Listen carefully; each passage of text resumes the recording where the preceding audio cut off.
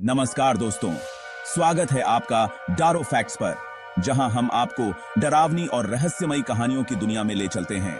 यहां पर हम आपके लिए लाते हैं असली डरावनी कहानियां और पौराणिक कथाएं जो आपके रोंगटे खड़े कर देंगी। तो जुड़िए हमारे साथ इस खौफनाक सफर पर और जानिए उन कहानियों को जो सदियों से छुपी हुई हैं। सब्सक्राइब करें और बेल आइकन को दबाएं ताकि आपसे कोई भी डरावनी कहानी मिस न हो जाए।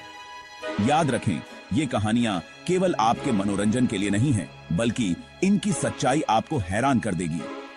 तो तैयार हो जाइए, क्योंकि डर का असली मतलब समझाने आ रहे हैं हम, केवल डारो फैक्ट्स पर। सपोर्ट करें, सब्सक्राइब करें और हमारे साथ डरावनी दुनिया में कदम रखें। रात का समय था और चारों ओर सन्नाटा पसरा हुआ था। हवा में एक अजीब सी भारीपन थी। ऐसा लग रहा था जैसे कोहरा सब कुछ निगल रहा हो। सांस लेना मुश्किल हो रहा था। हर सांस के साथ राजीव को ऐसा महसूस हो रहा था जैसे वो किसी अदृश्य बोझ को उठा रहे हों। डॉक्टर राजीव टैक्सी से उतरे। उन्होंने उस पुरानी बिल्डिंग को देखा, शांति भवन हॉस्पिटल। ये जगह किसी भूतिया फिल्म के सेट जैसी लग रही थी। यहीं उन्हें काम करना था, इस अजीब और डरावनी जगह में। उन्हें उम्मीद थी कि ये नई नौकरी उनके लिए अच्छी होगी।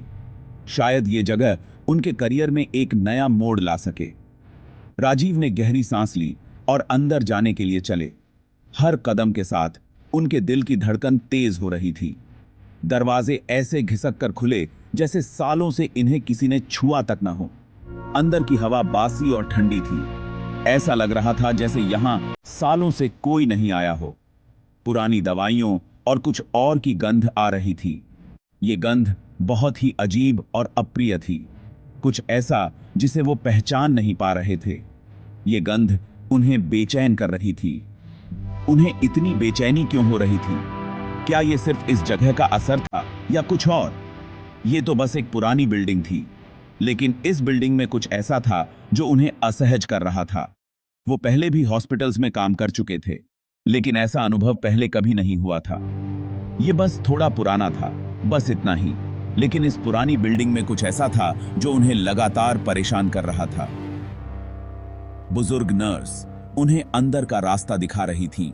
उन्होंने अपनी धीमी और फटी हुई आवाज में कहा, यह हॉस्पिटल लगभग 100 साल पुराना है।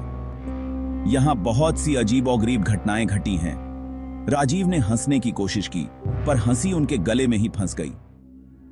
राजीव के पहले कुछ दिन आम ही गुजरे।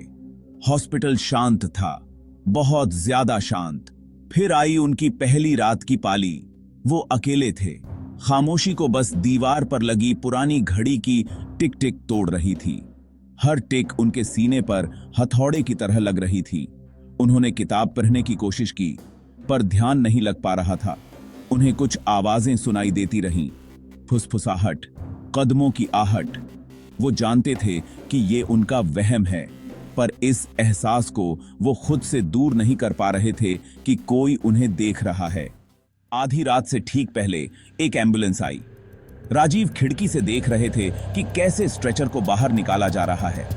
एक आदमी जिसका चेहरा पट्टियों से ढका हुआ था, उसे अंदर लाया गया। राजीव उस नए मरीज को देखने गए। जैसे ही वो करीब पहुंचे, एक धीमी सी आवाज सुनी। उस आवाज से उनकी रूह कांप उठी। उस रात बाद में राजीव की नींद एक चीख से टूटी। वो भागते हुए गलियारे में गए। चीख फिर से आई, इस बार और तेज, डर से भरी हुई। उन्होंने जोर से दरवाजा खोला। सुमन बिस्तर पर बैठा था, उसके पट्टियों से बंधे हाथ हवा में थे। इन्हें मुझे ले जाने मत दो, वो चिल्लाया। इन्हें मुझे जलाने मत दो। फिर अचानक से वापस बिस्तर पर गिर पड़ा, शांत। राजीव ने उसकी नब्ज चेक की, वो जा चुका था। राजीव इस एहसास को खुद से दूर नहीं कर पा रहे थे कि कुछ गड़बड़ है। उनके मन में एक अजीब सी बेचैनी थी जो उन्हें चैन से बैठने नहीं दे रही थी। वो हॉस्पिटल के आर्काइव्स में गए। वहां की धूल भरी फाइलें और पुरानी दीवारें एक अलग ही कहानी बयां कर रही थीं। उन्हें सुमन के बारे में और पता लगाना था। सुमन की कहानी में कुछ ऐसा था जो राजीव को खींच रहा था। उन्हें पुरानी फाइलें मिली, धूल से सनी हुई। हर फाइल में एक नया रहस्य छुपा हुआ था। उन्होंने उन कड़क पन्नों को पलटा। हर पन्ना एक नई कहानी कह रहा था, एक नया राज खोल रहा था। उनका दिल धक से रह गया। एक फाइल में कुछ ऐसा था जो उन्हें हिला कर रख दिया। उन्हें सुमन की फाइल मिल गई। फाइल में सुमन की पूरी कहानी दर्ज थी। फोटो में एक आदमी था जिसका चेहरा दयालु था। उसकी आंखों में एक गहरी उदासी थी जो राजीव को बेचैन कर रही थी। पर उसकी आंखों में एक अजीब सी उदासी थी। राजीव ने आगे पढ़ा। हर शब्द उनके दिल को चीर रहा था।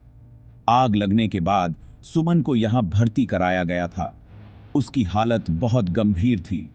पर यह तो 20 साल पहले की बात थी। इतने सालों बाद भी सुमन की कहानी का असर कम नहीं हुआ था। आखिरी लाइन ने उन्हें डर से जकड़ दिया। वो लाइन उनके मन में गूंजने लगी। उसमें बस इतना लिखा था, मरीज आग से बच गया। ये शब्द राजीव के दिल में चुभ गए। पर उसका कहना है कि आग अब भी उसके अंदर है। ये लाइन राजीव को अंदर तक हिला गई। वो कहता है कि ये उसे कभी नहीं छोड़ेगी। राजीव को समझ नहीं आ रहा था कि इस रहस्य का क्या करें। उनके मन में कई सवाल उठ रहे थे जिनका जवाब उन्हें ढूंढना था। राजीव भागते हुए सुमन के कमरे में वापस गए। वो खाली था। बिस्तर बिल्कुल सही से बिछा हुआ था, जैसे सालों से वहां कोई आया ही ना हो। पर यह नामुमकिन था। वो अभी तो यहां थे। उन्होंने कमरे में इधर उधर देखा। उन्हें एक और अजीब चीज दिखाई दी। सुमन का सामान जो उन्होंने बेड साइड टेबल पर रखा था, वो जमीन पर बिखरा पड़ा था। राजीव की रूह कांप उठी। ऐसा लग रहा था जैसे कोई या कुछ किसी चीज को ढूंढ रहा था। राजीव ने बाकी की रात एक धुंध में बिताई। उनकी आंखों में नींद नहीं थी, बस एक अजीब सी बेचैनी थी जो उन्हें चैन से सोने नहीं दे रही थी। वो सुमन की तस्वीर अपने दिमाग से निकाल नहीं पा रहे थे। हर बार जब उन्होंने आंखें बंद की, वह तस्वीर उनके सामने आ जाती, या उस खाली कमरे को, वह कमरा जो कभी जीवन से भरा हुआ था, अब एक भूतिया जगह बन चुका था।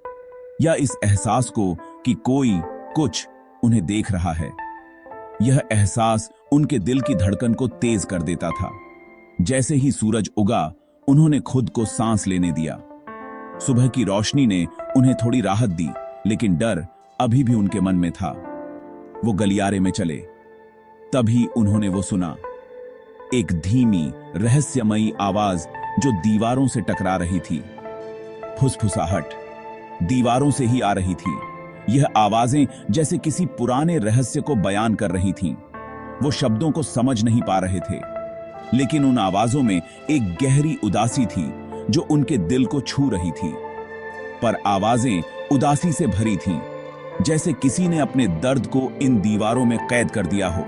और दर्द से राजीव भागे। वह उस भयानक जगह से दूर जाना चाहते थे जहां हर कोने में डर छिपा हुआ था। वो तब तक भागे जब तक वो हॉस्पिटल से बाहर धूप में नहीं आ गए। धूप में आकर उन्हें थोड़ी राहत मिली, लेकिन वह रात उनके जीवन का हिस्सा बन चुकी थी। राजीव शांति भवन वापस नहीं गए। वो जा नहीं सकते थे। उन्होंने अपना तबादला करवा लिया। किसी ने उनके फैसले पर सवाल नहीं उठाया। असल में उन्हें देखकर ऐसा लग रहा था जैसे उन्हें राहत मिली हो। उन्होंने उस रात जो देखा, जो सुना, वो कभी किसी को नहीं बताया। वो शहर छोड़कर चले गए, भूलने की कोशिश की, आगे बढ़ने की कोशिश की, पर यादें उनका पीछा करती रहीं। चीखें, फुसफुसाहट, कभी-कभी देर रात वो एक बुरे सपने से उठ जाते। दिल जोर से धड़क रहा होता, पसीने से लथपथ। वो वापस उस कमरे में होते, हवा में धुएं और डर की गंध। वो उन्हें सुनते। फुसफुसाहट वो अब ज्यादा करीब थीं और वो जानते थे वो शांति भवन से कभी वाकई में नहीं बच सकते। तो दोस्तों, कैसी लगी आपको आज की कहानी?